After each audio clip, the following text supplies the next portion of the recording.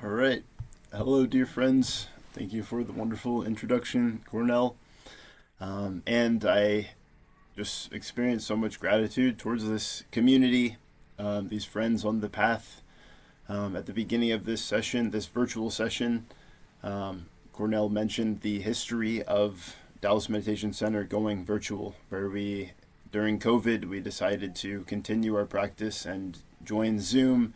And I just have so much joy. The memories of that was when I first really started facilitating and giving talks when everything was shutting down and everything was in chaos. And I was able to come to the Dallas Meditation Center with one or two other people, and we would broadcast our understanding, our practice via Zoom, via YouTube.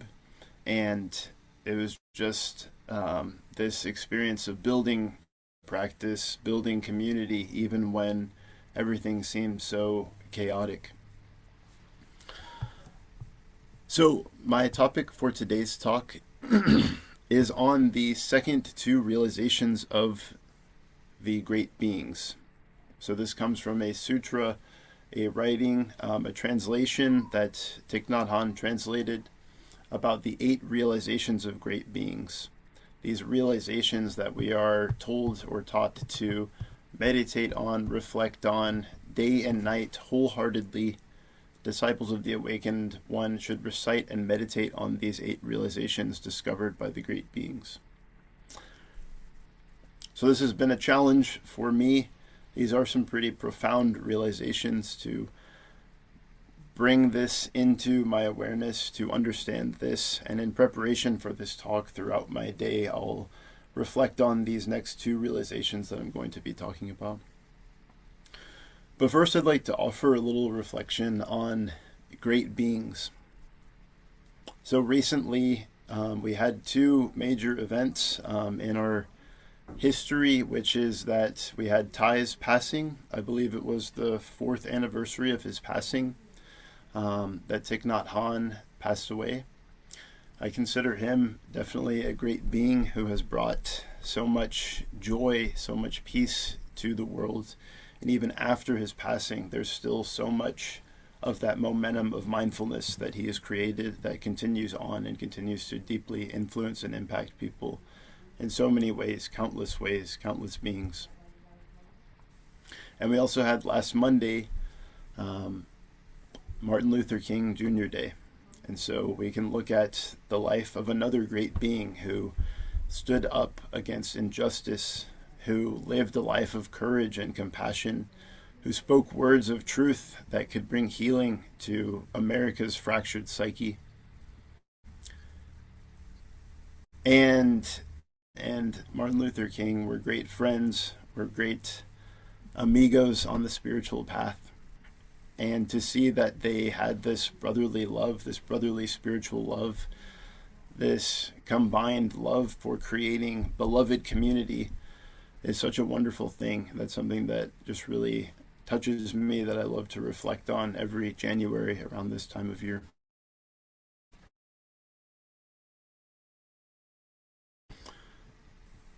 Can everyone cutting out the connection? Is it frozen? Oh, it's good. Okay. So, great beings, we can think of examples like MLK, like Thich Nhat Hanh. We can think of Sister Chan Kong. We can think of many people in our lives. Maybe we've had teachers, just standard school teachers. Maybe we've had mentors. Maybe we've just had friends that have supported us through difficult times. Great beings don't have to only be the famous people like Gandhi or Mother Teresa or people like that. They can also be people that are maybe lesser known. And is that we all have this Buddha nature within ourselves. We all have the capacity to be a great being, to act as a great being would act, to share in these realizations of great beings. So a couple weeks ago, I talked about the first 2 realizations. So the first realization is the awareness that the world is impermanent. And we reflected on that, what that means in our life, in our practice, this core component of impermanence and how it can cause some suffering, but that all things are in the process of constantly being born and constantly dying, or constantly in this flux, this state of change. The second realization is that the awareness that more desire brings more suffering. So we talked about that, reflected on that in relation to maybe the habit of consumerism that's there in our culture, that we always want to desire more to seek happiness in the future. We never seem to get there through our desire. When we create more of these desires and chase after them, it doesn't make us happier. It tends to create more suffering.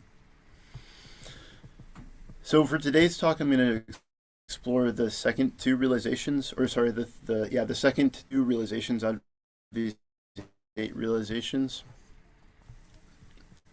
Realization is that the human mind is always searching outside itself and never feels fulfilled. It sounded really closely tied to that second realization, that more desire brings more suffering. That the human mind has a sense that it's always running after something outside of itself, and it never feels fulfilled. It never feels that peace. So maybe a minor example of this would be in my own life. One treat that I used to enjoy a lot are Chick-fil-A milkshakes. So I am practicing vegetarian, so I do just go to Chick-fil-A and just order the milkshake, cookies and cream oftentimes. And this was earlier in my practice. And I would be driving, and at this point, I think there was a little bit of suffering. And so I was driving along and I saw the Chick-fil-A sign glowing there. And I decided to stop and get myself a large cookies and cream milkshake. So I stopped and I got the milkshake. And of course, I didn't really take any deep breaths or like savor the milkshake. I just kind of started sipping it on my way as I was driving out of the drive-thru. Not a recommended practice. This was the past Nick, so speaking with more wisdom now today. So I continued driving and I kind of chugged this this Chick-fil-A milkshake, and I finished it. And I had this realization that even though it was tasty, even though it tasted good, that I felt pretty much exactly the same as I did before I had ordered or started tasting the milkshake. So I drank this milkshake really quickly, and I felt exactly the same afterwards. The only difference was that I was now out a few dollars from my bank account, and there was this extra kind of trash that was generated, and it really didn't fill me up. It really didn't create this sense of fulfillment. So that's a minor example, but we can see this in many different ways in our life. Maybe even intellectually, we think that the next book that we read will bring us this great sense of fulfillment. Maybe the next race that we run will bring us this great sense of fulfillment. The next TV show that we watch will bring us this great sense of fulfillment. And maybe if we've struggled with some addiction issues, we feel that the next drink that we have, or the next dose of whatever substance it is that we get, will give us some fulfillment. But we have to see that those things don't bring us lasting happiness. We can probably think of examples or see people in our lives that are constantly running and searching for some kind of peace and happiness, and they just never feel fulfilled. They're just in this state of almost constant suffering to varying degrees. So we have to be able to understand this awareness that we're always looking outside of ourselves and we don't feel fulfilled. And then so the realization continues that this brings about unwholesome activity, that we start chasing after these things. We start sacrificing our lives, our health, our sanity to seek out these things that don't bring us fulfillment. So this realization continues. It says bodhisattvas, which is a word for like enlightening or a great being, an awakening being that's on the path to Buddhahood, to full awakening realization. It says bodhisattvas, on the other hand, know the value of having few desires. They live simply and peacefully so they can devote themselves to practicing the way. They regard the realization of perfect understanding to be their only career.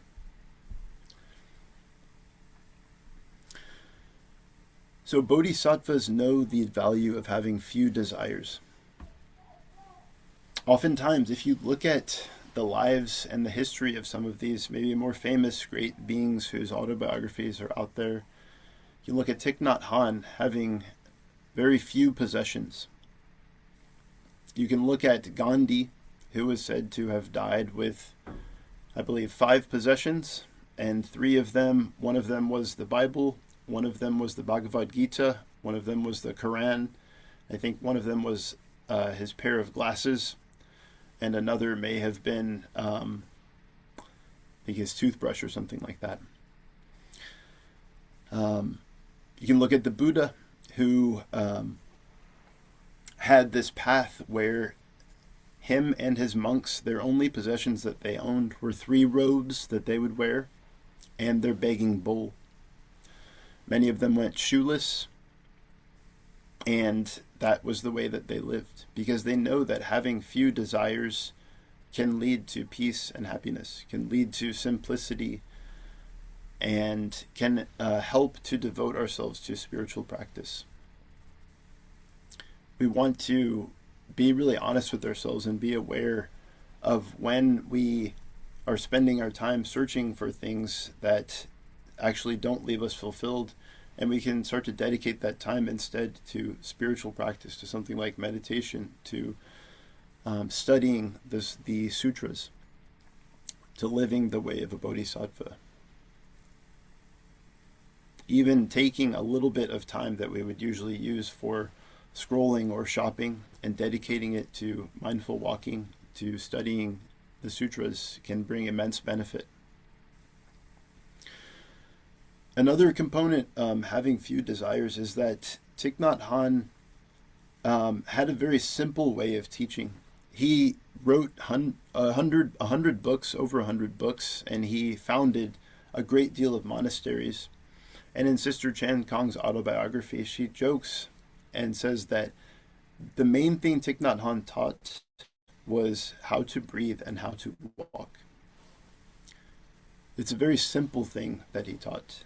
Breathing and walking. Coming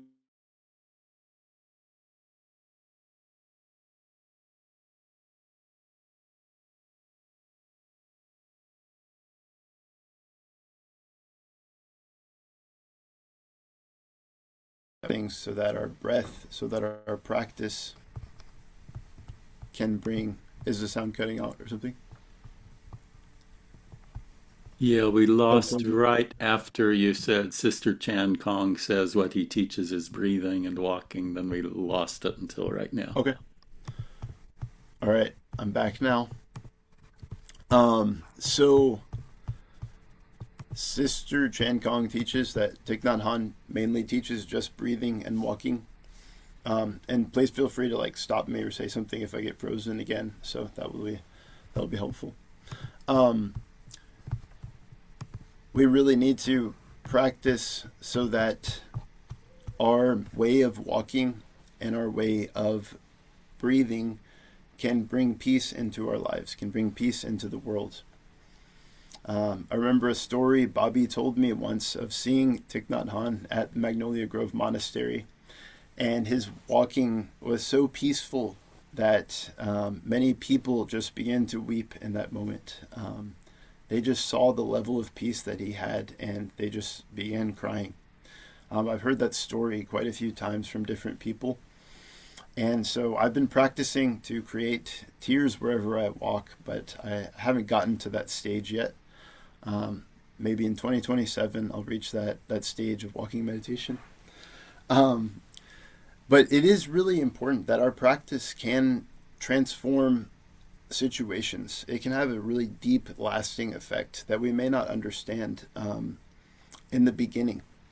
There's also a book that Thich Nhat Hanh wrote called Be Free Where You Are, where he gives a Dharma talk to men in a prison situation, men who are in a maximum security prison.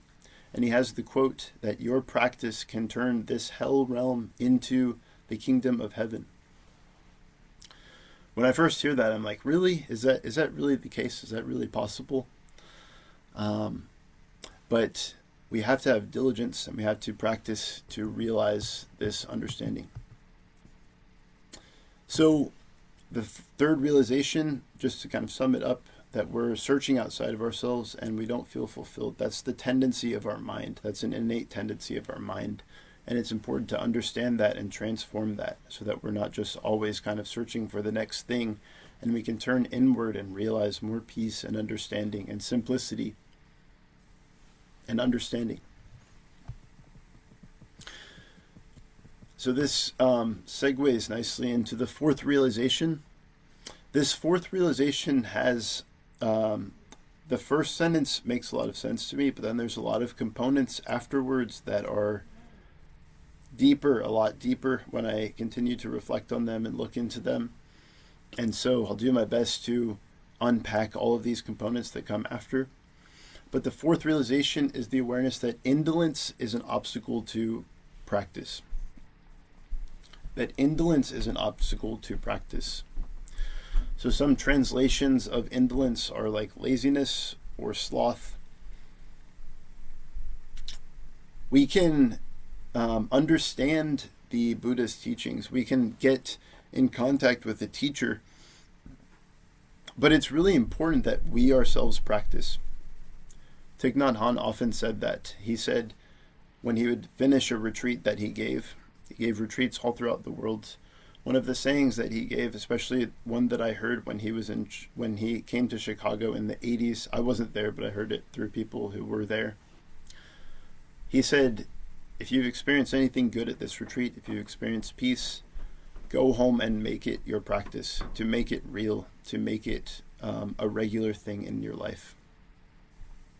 If we're indolent or lazy, there's a lot of judgment around those words, I understand. But if we don't practice what we've been taught, we're likely to lose the transmission in some ways. So it's important to practice diligently to transform unwholesome states that bind you, is the next part of this realization. We have to continue to practice, continuous practice to realize, to build in and embody these realizations in our life.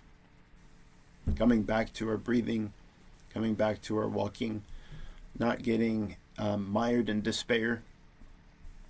I think another component here, whenever I talk about diligence, there are many people in sanghas that I've encountered that have had, we'll say, parents that have been really harsh on them and have told them, constantly, you have to be doing this, pushing yourself, being diligent, working harder. And that leaves this underlying sense of kind of trauma or just like not feeling good enough ever. Maybe some of us have experienced that, where the parents are always watching and saying, you need to do better, you need to work harder, you need to try harder, push yourself more. And so that's kind of an extreme example of diligence, where we're always beating ourselves up and we never feel like we're good enough. We never feel like we're worthy. And if we practice in that way, there's a tendency to get burned out really quickly, and we're probably not going to stick with the practice. So we have to be able to combine this sense of grace and also kind of challenging ourselves to continue to embody the practice, because there are like wonderful jewels that can come out of this practice in our lives. Wonderful states of liberation, of joy, of peace that we can embody through this practice. It really is a lovely thing. And it's important to practice diligently while also not continuing to kind of beat ourselves up or be too harsh on ourselves or others. So this is where it starts to get a little bit more complex. So you must practice diligently to transform unwholesome mental states that bind you, and you must conquer the 4 kinds of Mara in order to free yourself from the prisons of the 5 aggregates and the 3 worlds. So, what are the 4 kinds of Mara, and what are the the prisons of the 5 aggregates, and what are the 3 worlds? I'd like to touch on these components in a little bit more detail. Again, these are very deep concepts. And I did look into these more in the Plum Village tradition. I didn't find anything else on the four kinds of Mara from the Plum Village tradition, so I had to look into other traditions for this. But we'll start with the four kinds of Mara. What is Mara? When the Buddha made his aspiration, when Siddhartha Gautama, before he became the Buddha, went out on his spiritual quest to seek enlightenment for the sake of all beings, it wasn't that he just went out and it was this easy quest and he found enlightenment and it was easy. In all of our lives, when we try to seek these states of peace, there's going to be, you could say, enemies or difficulties on that practice. And so Mara is the embodiment of those things that get in the way of our practice. One translation of Mara, there's the term like the devil, which brings up a lot of like connotations for people as well. But it's also a translation of, we have this way of understanding and love and kindness. And Mara is the one who puts obstacles in our path to block us from getting further on this path of understanding. So I'm pretty fascinated with this topic. I was reading this book called Living with the Devil, which is a book by Stephen Batchelor, who is I would say more like a famous Buddhist writer. And he reflects on good and evil in this book. And in it, he talks about Mara. So I'd like to read just a couple paragraphs from this book.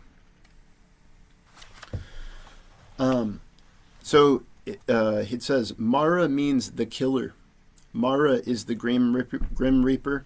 In Tibet, he is depicted as Yama, Lord of Death, holding the world between his teeth, ready to clamp shut at any moment. The devil is the precariousness of existence, its unreliability, its arbitrariness. Buddha calls Mara the Antaka. While Anta means end, limit, boundary, or horizon, the Pali suffix ka implies one who makes or imposes such things. Mara is that which limits us, confines us within boundaries, fixes our horizons, and brings everything to an end. Not only are we limited by what our physical body allows us to do, and ultimately by its death, we are constrained by other boundaries that are neither unavoidable nor necessary. We inherit or adopt opinions about ourselves and the world that we cling to and refuse to relinquish. So certain are we of being right that our convictions feel embedded in our flesh. Yet to be ensnared by them locks us into fixed dogmatic positions, which are a form of intellectual and spiritual death. It continues that Mara is the existential trickster. His ambiguity and unpredictability reflect the ambiguity and unpredictability of life itself. Not only does he appear in a bewildering variety of forms, his moods lurch from arrogance to despair. Like the forces of nature, he is consistently unpredictable. So we can look at these components of Mara as the things that limit our existence. So that's interesting to contrast that with the four vows of awakening beings that we chant at the end of our meeting. Ceaseless afflictions we vow to end, limitless truth doors we vow to open, the deepest paths we vow to realize. Can you hear me? Am I frozen? I'm good now. Okay. Mara is also the one who freezes the videos. That's a joke. So the Buddha encourages us to look at things beyond limits, especially those limits that we impose on our minds. The sense of racism, sexism, judgment that we impose on other people, those can be forms of Mara as well. We have to look beyond those and see into the kind of limitless, birthless, deathless nature of life. The next part is the four parts of Mara. In order to read Mara, Buddhism developed a theory of four Maras, so four components of Mara. So this is the devil of psychophysical existence, or our aggregates, which I'll go into more detail. devil of compulsions, the devil of death, and it says the devil who is born of a god. So these are some deeper components. So just talking about these, bringing them out can be useful. So these are like forces in our lives. When we sit and when we try to practice peace, these are some of the things that can come up. So the first one about our psychophysical life is about the aggregates. So the aggregates are 5 components that seem to make up like our humanity, seem to make up our experience, but the Buddha often teaches that these in fact are forms of clinging and desire and attachment, and they are essentially empty. So these are things that we need to go beyond.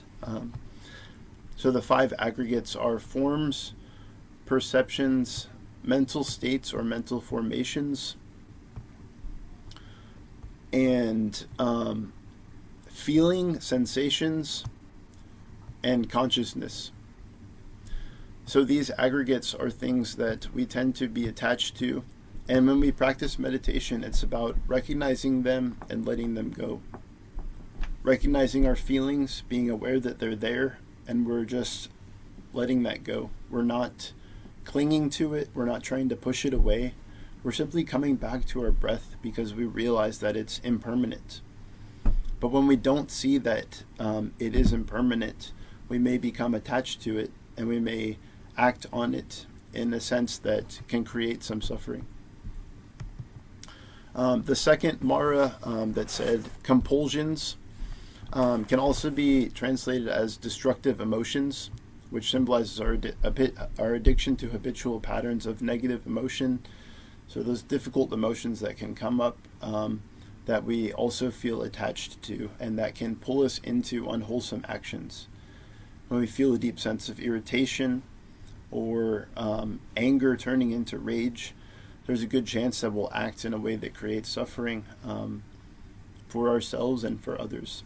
And so in our practice of meditation, we have to work diligently in order to overcome these states. The third is the Mara of death, which symbolizes both death itself, which cuts short our precious human birth, and also our fear of change, impermanence, and death. So a lot could be said on this topic. The psychologist Ernest Becker often said that he wrote a book called The Denial of Death, which is about how many people try to deny death, and they try to transmit their consciousness into things that they think will transcend death, such as projects or relationships or maybe artistic expressions or things like that. Thich Nhat Hanh, one of the quotes that really stood out to me after he passed was the quote where he wrote, "My feet touch deathlessness, and my feet are yours." So we could say, is Thich Nhat Hanh dead? From one perspective, the historical dimension, you could say yes. From another dimension, you could say his teachings live on. You could ask, is the Buddha dead? You could say his body, his physical body, yes, has passed away, but his teachings live on and will continue to live on for the foreseeable future. You can ask, is Martin Luther King Jr. dead? He lived a pretty short life. But at the same time, we honor him, we remember him. He continues on through his writings, through his sermons, through his ideas that continue to touch the lives of many. So the death should be taken very seriously. We should really look deeply into death and understand it. But then there is this kind of tricky teaching that death is also a form of one of the maras, one of the difficulties that needs to be overcome in some ways. And then the third is the maras of the sons of the fourth is the mara of the sons of the gods, which symbolizes our craving for pleasure, convenience, and peace. It says in quotes, this is from the Tibetan wiki page, since I couldn't find it in the Plum Village tradition. But there is a teaching on the world of the gods, where the gods seem to live in this pleasurable place, where they're fit, they're enjoying beautiful scenery all the time, they're doing things that bring them pleasure, but they're unaware of the suffering of life, and they don't have like the real peace, the true peace of nirvana. They still have a temporary peace. Again, a lot more could be said on each of these points, but I just wanted to kind of touch in on these four kinds of Mara that come up. So this fourth realization has another component. We have to free ourselves from the prisons of the five aggregates and the three worlds. I already touched on the five aggregates, those five things that seem real, but we need to recognize their interdependent nature and learn to transcend those, learn to understand the emptiness of those five things. Thich Nhat Hanh often said, we are here to awaken from the illusion of a separate self. Like, that's our purpose here, and that these forces of Mara are here to kind of prevent us from realizing that understanding of interbeing, that understanding that everything is deeply interconnected and there is no separate self. So lastly, I'll touch on this notion of the three worlds.